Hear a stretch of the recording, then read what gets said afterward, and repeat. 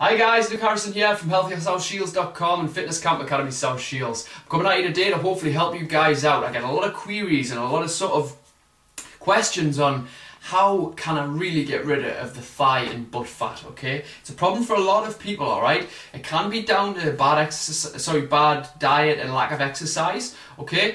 But the majority of the time it's down to what we call excess xenoestrogens, okay? Xenoestrogens are sort of like a hormone which mimics the effect of estrogen, making your body think that it has an estrogen dominance, okay?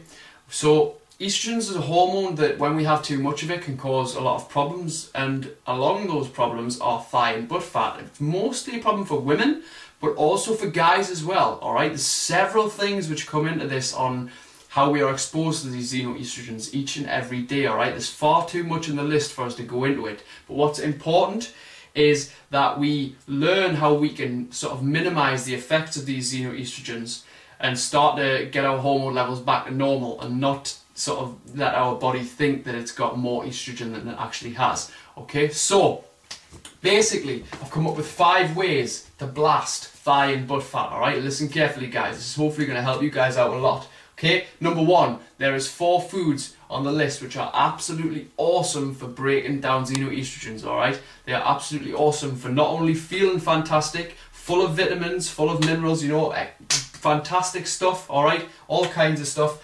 But we're talking broccoli, we're talking spinach, we're talking watercress, we're talking asparagus, okay? The gold standard is watercress. This bad boy is fantastic for breaking down thigh and butt fat, okay? Try and fill your days with these 4 items, alright? Broccoli, spinach, watercress, asparagus, alright? All dark greens, all taste really nice, go with a variety of foods, alright? Fill your days with those guys, it will help, I promise, alright?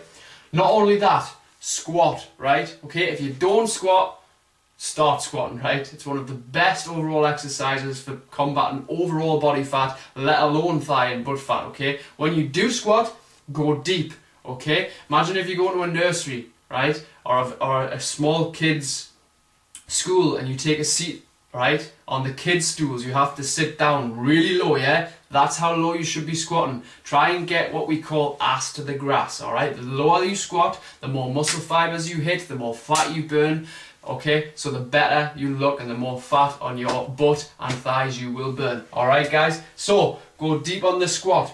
Number 3, water. Right? I can't stress enough how important water is for flushing you out, for keeping the liver cleansed, okay? For overall awareness and performance, okay? Unless you're drinking at least 3 litres of water, bottled mineral water a day, alright? Your results are not going to be what they should, okay? So get that water into you guys. Even if you don't feel like drinking, just keep sipping away, alright? Especially in this heat that we're getting right now, alright? We need to keep our hydration up. Alright, so number 4, add weight, okay? Add weight to your squat or whatever exercise it is you're doing, okay? The more resistance, the more weight that you can put our body under, the more muscle fibers we have to activate, hence the more calories burned, alright? Try and go heavy, but keep your form good, okay? When you're squatting, wiggle your toes, make sure you're pushing through the heels, keep the chest high, okay? Tummy tight, butt cheeks tight, alright? Squeeze your butt cheeks at the top of the movement as well, alright? So the more weight you add, the more muscle fibers you're going to hit, alright?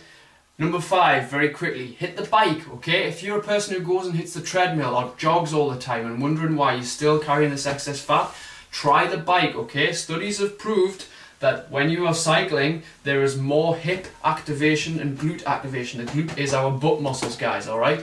So if we're cycling, we're activating different muscles. So ditch the cross trainer, ditch the treadmill, and try the bike out for size, guys. Or obviously, if you've got a bike, hit the road on the pedal bike. Alright? So, hopefully that really helps you guys. I shall see you guys very shortly next week for even more free advice. Peace out, guys.